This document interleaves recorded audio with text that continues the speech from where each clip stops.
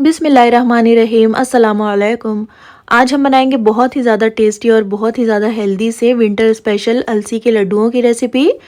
ये Laddu omega 3 fatty acids और antioxidant से भरपूर होते हैं। आप इनको बना करके पूरी सर्दियों तक खा सकते हो और इन लड्डुओं को बना करके आप 1 से 2 महीनों तक आराम से स्टोर कर सकते हो। बच्चे हो, बड़े हो या फिर बुज़ुर्ग हो, सबके लिए ये लड्डू बहुत ही ज़्यादा फ़ायदेमंद होते हैं।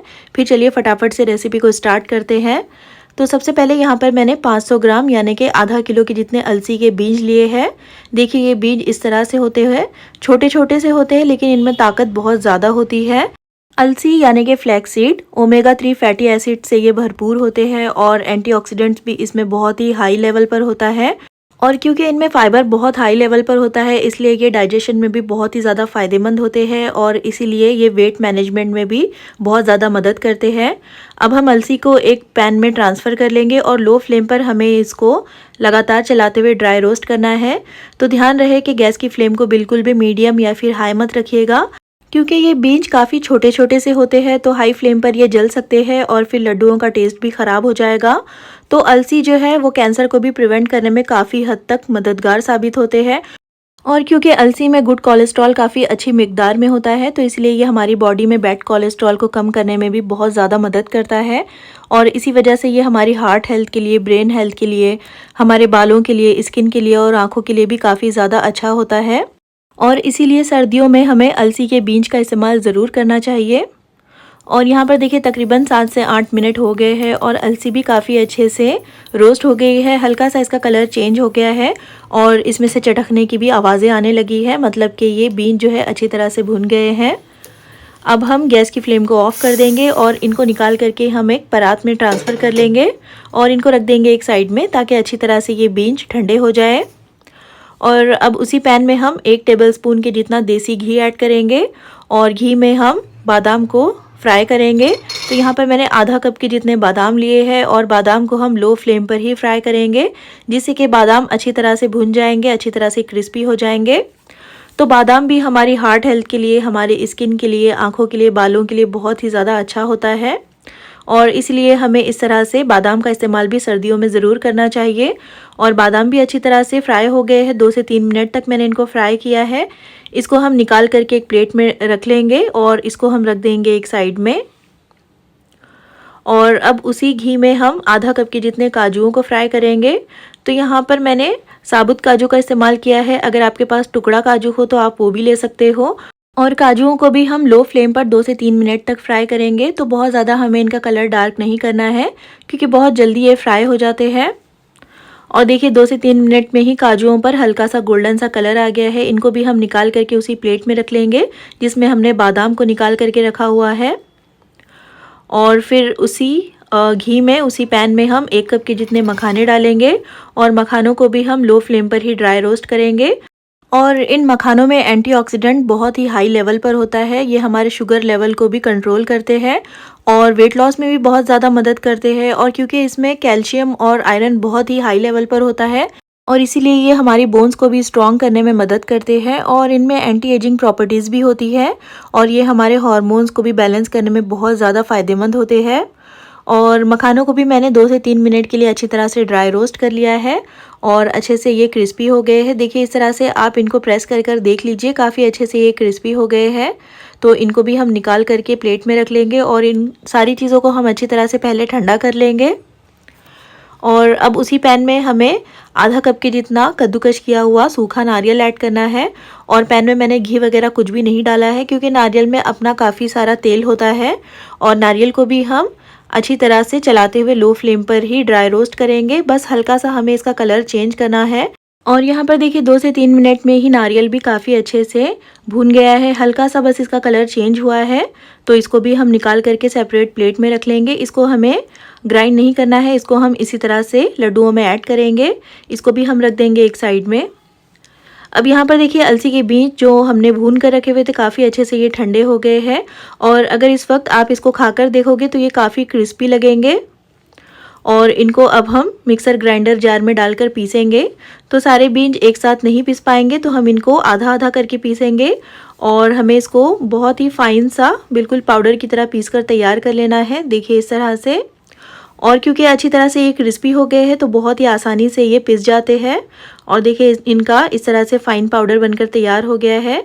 तो हम इनको एक बड़ी सी परात में ट्रांसफ़र कर लेंगे और इसी तरह से हमें बाकी के अलसी के बीजों को भी पीस लेना है और इसी परात में डालकर रख लेना है। और इसके बाद ये जो ड्राई नट्स हमने फ्राई करके रखे हुए थे, भून के रखे हुए थे, वो भी काफ़ी अच्छे से ठंडे हो गए हैं। उनको भी हम उसी मिक्सी के जार में डाल करके दरदरा सा पीस लेंगे। इनका हमें बहुत फाइन पाउडर नहीं बनाना है। देखिए इस तरह से इसको दरदरा सा पीस लेंगे, जिससे कि जब हम इन लड्डुओं में इनको ऐड करेंगे तो बहुत ही अच्छा सा टेक्सचर भी आएगा और बहुत अच्छा सा टेस्ट भी आएगा। और बहुत ज़्यादा इनको मोटा मोटा भी मत रखिएगा, वरना फिर हमें इनके लड्डुओं को बांधने में मुश्किल हो सकती है। इनको भी हम अलसी के बीजों को जो हमने पीस कर रखा हुआ है उसी परात में ट्रांसफ़र कर लेंगे। और ये जो सूखा नारियल हमने भून कर रखा हुआ था वो भी हम इसी में डाल देंगे। और अब इन सारी चीज़ों को हमें पहले अच्छी तरह से मिक्स कर लेना है। सारे ड्राई इंग्रेडिएंट्स को पहले अच्छी तरह से मिला दीजिए, देखिए इस तरह से। और अब हम इसको रख देंगे एक साइड में।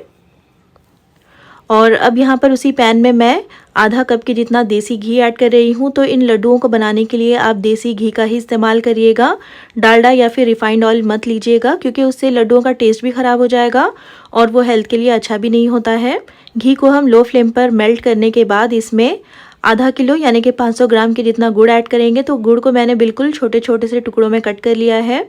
और अब हमें गुड़ को घी के साथ पहले अच्छी तरह से मिक्स कर लेना है और गैस की फ्लेम को बिल्कुल लो रखिएगा और मिक्स करते हुए हमें इसको मेल्ट करना है। तो जैसे जैसे गुड़ गर्म होता जाएगा ये धीरे धीरे से मेल्ट होता जाएगा। तो हमें इसको लगातार चलाते हुए ही पकाना है और इसको बिल्कुल भी छोड़िएगा मत, वरना फिर ये बहुत ज़्यादा डार्क हो सकता है। तो इसी तरह से इसको चलाते हुए देखिए इसको मेल्ट कर लीजिए और इस तरह से प्रेस करते हुए इसको पकाइएगा, जिससे कि इसमें छोटे बड़े कोई भी लम्स वगैरह होंगे तो वो भी ख़त्म हो जाएंगे।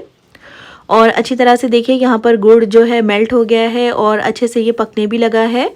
तो बहुत ज़्यादा भी हमें इसको पकाना नहीं है। जैसे ही गुड़ इसमें मेल्ट हो जाएगा तो हम गैस की फ्लेम को ऑफ़ कर देंगे और उसके बाद हम इसमें 1 टीस्पून भरकर डालेंगे इलायची का पाउडर। इससे टेस्ट और फ्लेवर काफ़ी अच्छा आएगा। और साथ ही मैं इसमें आधा कप किशमिश ऐड कर रही हूँ और अच्छी तरह से हम इनको भी मिक्स कर लेंगे। तो क्योंकि गुड़ काफ़ी गर्म है और किशमिश भी इसमें थोड़ी सी फ्राई हो जाएगी और इसमें अगर थोड़ा बहुत मॉइस्चर होगा तो वो भी ख़त्म हो जाएगा। और बस इसको अच्छी तरह से मिक्स करने के बाद हम इसको अलसी और ड्राई नट्स का जो हमने पाउडर बना कर रखा हुआ है उसमें ऐड कर लेंगे।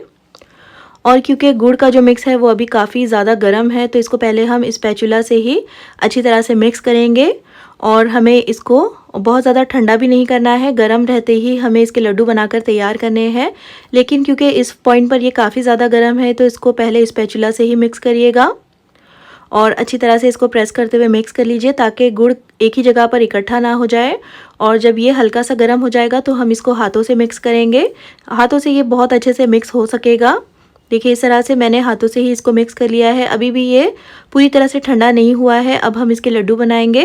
तो इस तरह से थोड़ा थोड़ा सा मिक्सचर हाथों में ले करके इसको प्रेस करते हुए इसके लड्डू बना लीजिए। देखिए इस तरह से दोनों हाथों से इसको प्रेस करते हुए बनाएंगे तो अच्छी तरह से ये लड्डू जो है बन जाएंगे। और एक लड्डू मैंने बनाकर तैयार कर लिया है, इसको हम रख देंगे एक प्लेट में। और अगर बाय चांस आपको ये मिक्स बहुत ही ज़्यादा ड्राई लग रहा हो, इनके लड्डुओं बनाने में आपको मुश्किल पेश आ रही हो, तो आप इसमें थोड़ा सा घी मेल्ट कर कर ऐड कर लीजिएगा। तो फिर अच्छी तरह से लड्डू जो है बन जाएंगे। तो यहाँ पर मैंने मीडियम साइज़ के बनाए हैं, आप चाहो तो बड़े या फिर छोटे अपनी पसंद के हिसाब से बना सकते हो। और यहाँ पर देखिए सारे लड्डुओं को मैंने बना करके तैयार कर लिया है और इतने मिक्सचर में, इतनी क्वांटिटी में हमारे तकरीबन 25 से 28 लड्डू बनकर तैयार हुए हैं। तो लार्ज क्वांटिटी में बना करके आप इनको स्टोर कर लीजिएगा 1 से 2 महीनों के लिए और फिर पूरी सर्दियाँ आप इनको खा सकते हो। तो सुबह के वक्त 1 गिलास गर्म दूध के साथ 1 लड्डू आप ले सकते हो और अगर बच्चों को देना है तो फिर आधा दीजिएगा। और इसी के साथ बहुत ही ज़्यादा टेस्टी और मज़ेदार से और बहुत ही ज़्यादा हेल्दी विंटर स्पेशल अलसी के लड्डू जो है तैयार है।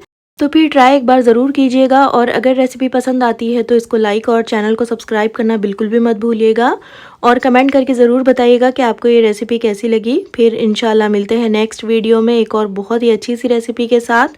तब तक के लिए अल्लाह हाफिज़।